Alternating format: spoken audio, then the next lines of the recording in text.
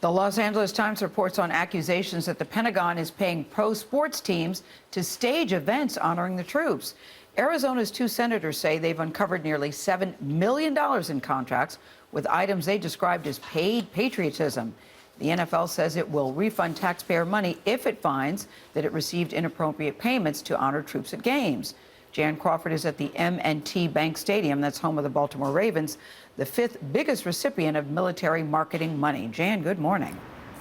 Well, good morning. So the Ravens got more than $500,000 from the Maryland Army National Guard for patriotic events at their games. In fact, NFL franchises are pocketing the most money from the government. Now, the senators say that most of that is for legitimate recruiting efforts, but not all of it.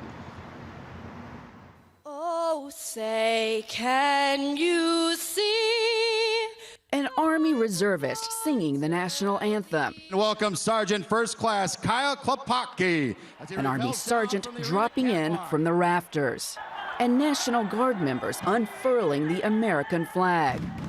Honoring the military is commonplace in professional sports, but Senator Jeff Flake says some of these events are little more than marketing gimmicks. Fans assume when they see these tributes that it's being done because of patriotism. To find out the taxpayers are paying for some of these, it just kind of cheapens the whole thing. According to Flake and fellow Senator John McCain, the Defense Department has 122 marketing deals with pro sports teams worth $10.4 million. 72 of those deals had items the two Republicans called paid patriotism. Like the $7,500 the Milwaukee Brewers got. That covered award presentations on the field by National Guard members and ceremonial first pitches at 3 home games. Department of Defense is always saying we're strapped for funds. Then we find out that in some cases they're paying for these paid tributes on the field. Flake says some items were outright boondoggles, like the Air Force paying for 4 sideline season tickets to LA Galaxy games. The National Guard paying for 40 lower-level center court seats at Indiana Pacers games. The White House says the spending is justified. The Department of Defense would likely say that these kinds of relationships enhance their recruiting efforts.